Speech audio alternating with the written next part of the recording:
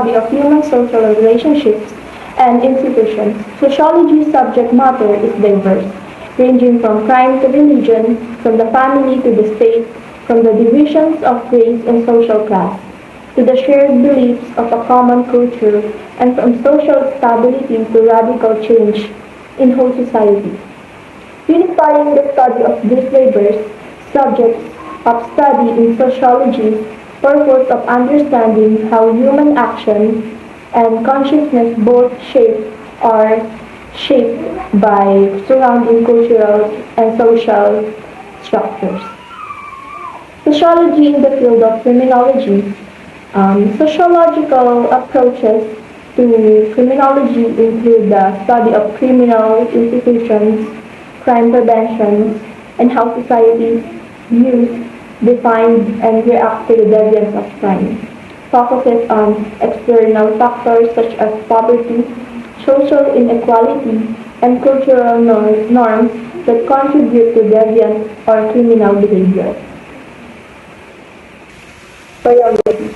The history of biology, however, focuses on the advent of life on Earth right from the ancient times. Biological discoveries have a remarkable impact on a human society.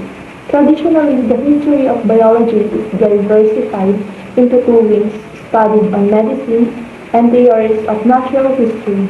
Medicines are not results of current biological discoveries. Biological theories of crimes state that whether or not people commit crime depends on their biological nature.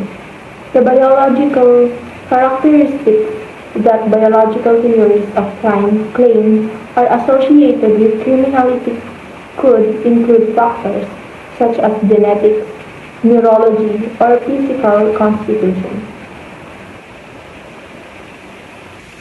Biology.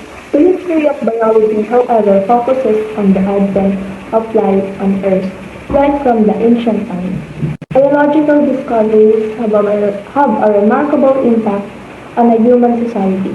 Traditionally, the history of biology is diversified into two wings studied on medicine and theories of natural history. Medicines are not results of current biological discoveries. Biological theories of crimes state that whether or not people commit crime depends on their biological nature. The biological characteristics that biological theories of crime claim are associated with criminality could include factors such as genetics, neurology, or physical constitution. The British statistician and biologist Sir Ronald Iron Fisher, known as his time the greatest scientist, made important contribution to experimental design and population genetics. He is credited with founding modern statistics and experimental design. The area of mathematics known as statistics is used to gather, analyze, and interpret data. Statistics can be used to make forecasts for the future, calculate the likelihood and a given event will occur, or provide information about a survey.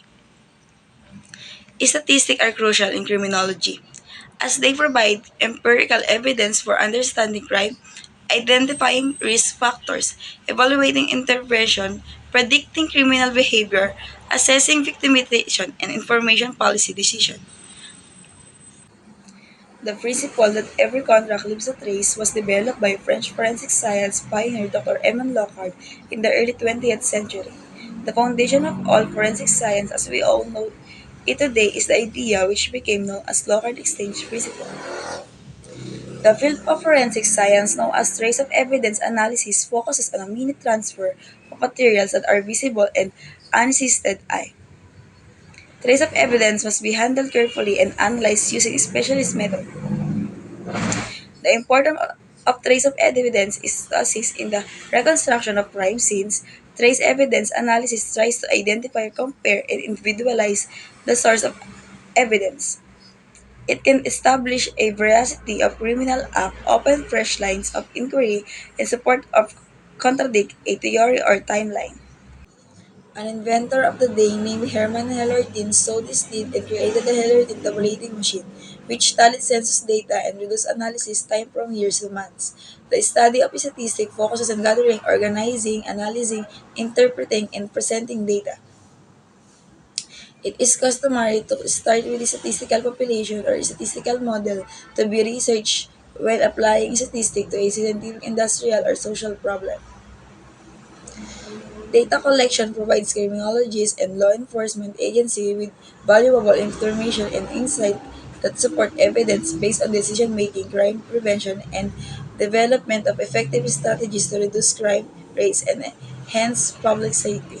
For psychology, Wilhelm Maximilian Wundt was a German psychologist, philosopher, and a professor known today as one of the father of modern psychology.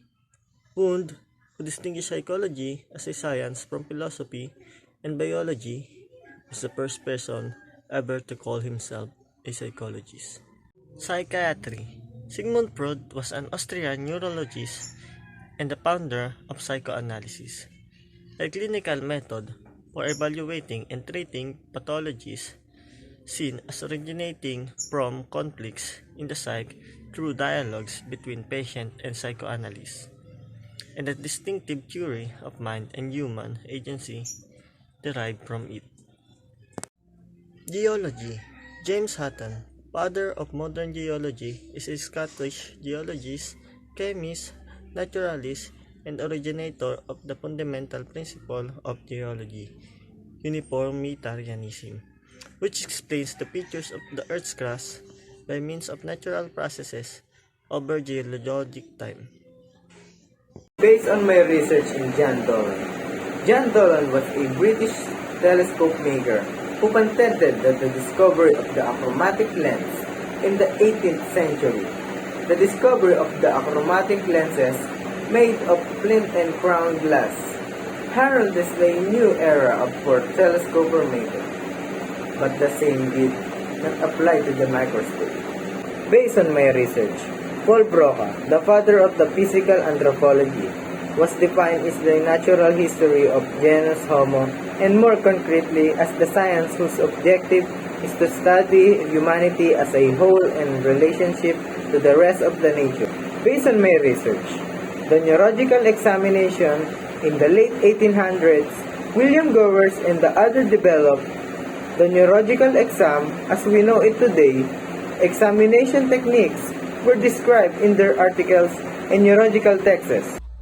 DNA profiling. Sir Alec John Jeffreys, born 9 January 1950, is a British geneticist known for developing techniques for genetic fingerprints and DNA profiling, which are now used worldwide in forensic science to assist police detective work and to resolve paternity and immigration disputes. DNA profiling is a forensic technique in criminal investigation, comparing criminal suspects' profiles to DNA evidence so as to assess the likelihood of their involvement in a crime. It is also used in paternity testing to establish immigration eligibility and in geological and medical research. Heredity. Gregor Johann Mendel, OSA, was a German sect biologist, meteorologist, mathematician, and Australian, friar and abbot of St. Thomas Abbey in Brunn, Margraviate of Moravia. Biological determinism.